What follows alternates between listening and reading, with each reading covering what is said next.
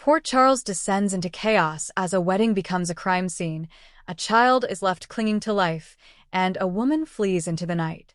This week on General Hospital, nothing will ever be the same. The Corinthos estate is decked out in full regalia.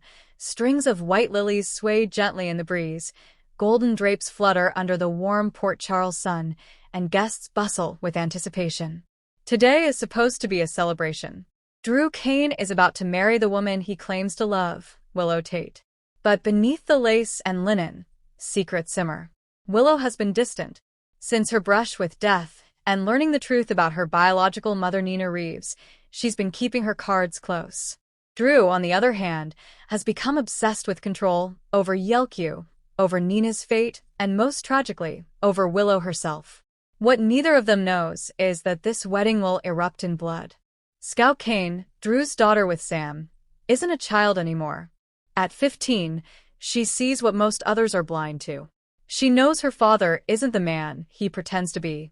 After months of quiet investigations, she's discovered damning evidence.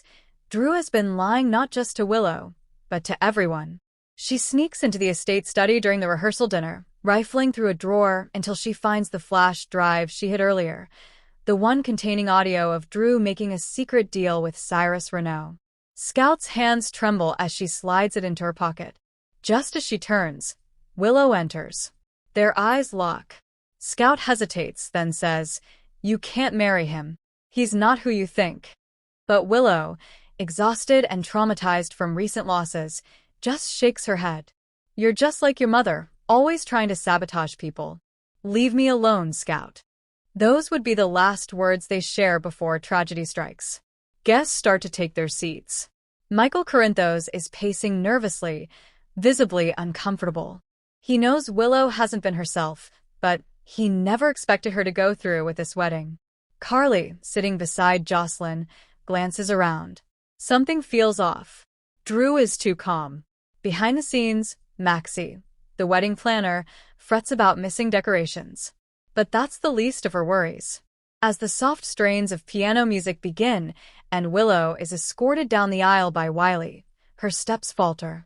She wears a mask of serenity, but inside, her heart is a battlefield. Jason Morgan, standing quietly in the back, watches everything with hawk-like focus. He doesn't trust Drew. Not since returning from the grave to find his former friend transformed into a stranger. Drew takes Willow's hand. He smiles, but it doesn't reach his eyes. The officiant asks if he will love, honor, and cherish her. He answers yes without pause. Then it's Willow's turn. She looks at him, looks at the guests, looks at Michael. Her lips quiver. Silence. Drew's grip tightens on her hand. "I can't." Gasps ripple through the crowd. Drew's jaw clenches. "You can't what?" he growls under his breath. "I can't marry you," she says louder. "Because I don't love you. And because you've been lying to all of us." A collective shout rises as Drew grabs Willow's arm. "You're making a mistake," he hisses. But Willow is ready. With a trembling hand, she pulls a small pistol from beneath her bouquet, one Michael secretly gave her after hearing Scout's warning. She points it at Drew. "Let me go." "Put that down," Jason yells, rushing forward. "No." Willow screams. "He threatened Scout. He's working with Cyrus. You think he's your friend, but he's been sabotaging everyone behind the scenes." The crowd erupts in chaos. Drew lunges. Willow fires.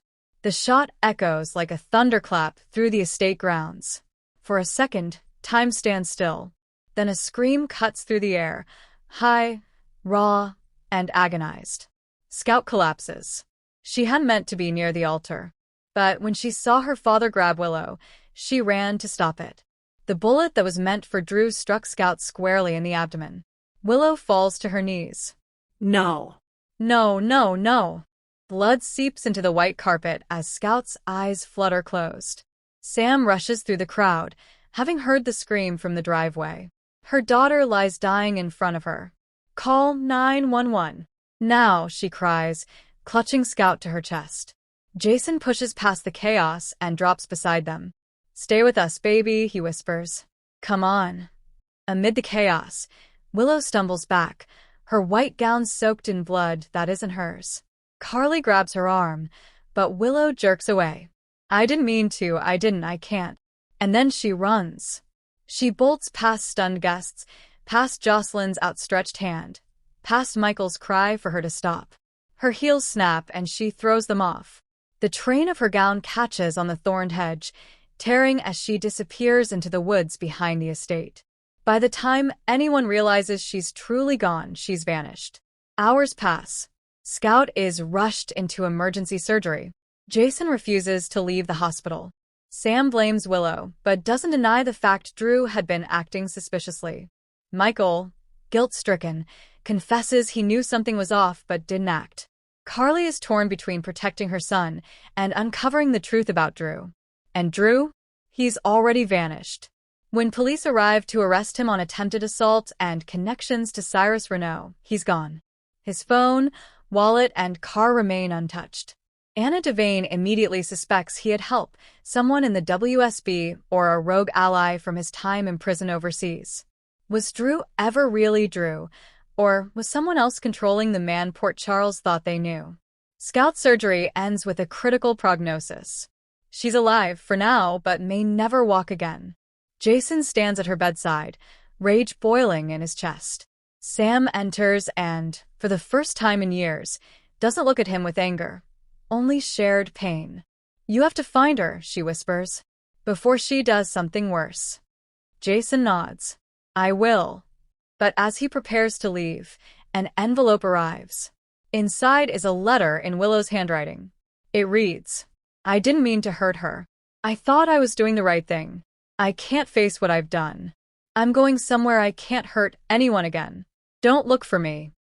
But Jason doesn't believe that for a second.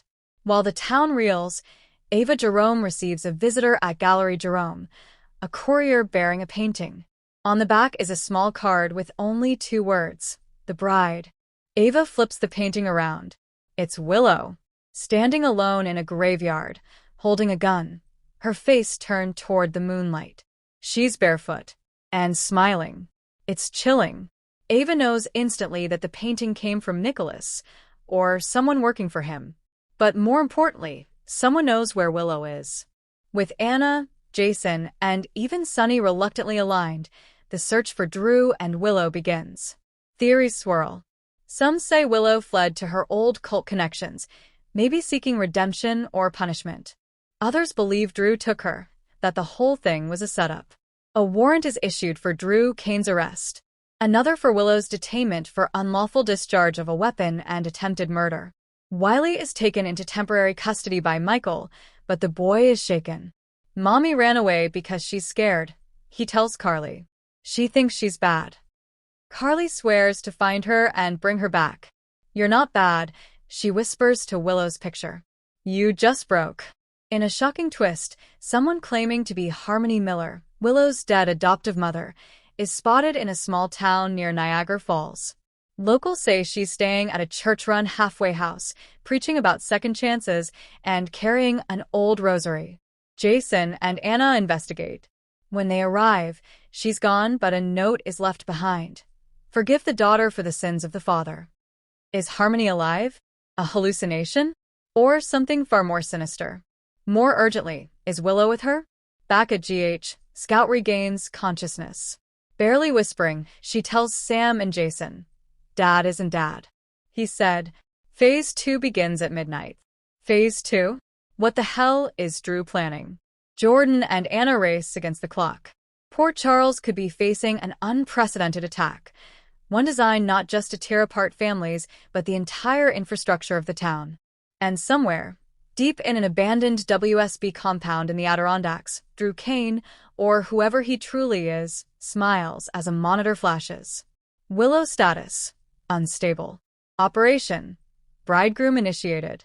Port Charles is in lockdown. The mayor issues a curfew. GH is flooded with patients suffering from a mysterious new toxin. Cyrus Renault denies involvement, but Sunny isn't buying it. With Willow missing, Drew at large, and a young girl nearly killed, the town spirals into fear. Jocelyn and Trina try to help Wiley adjust. Michael is despondent, haunted by the image of his bride running away in blood-soaked silk. And Jason, relentless and fueled by guilt, prepares for war. Just when it seems all hope is lost, an encrypted message arrives on Spinelli's laptop. A GPS coordinate. Jason drives alone to the location. There, inside a remote church by a cliff's edge, he finds her. Willow. Hair disheveled, wedding dress torn, barefoot and praying. She turns. "I didn't know where else to go," she whispers. I think Drew's not who we thought. I think he's not even Drew at all." Jason doesn't move. "I'm ready to tell the truth," she says, voice cracking. "But you won't believe what I saw. And if we don't stop him, Port Charles won't survive." The war for Port Charles has just begun, and it all started with a single shot, a runaway bride, and a father who is never who he seemed.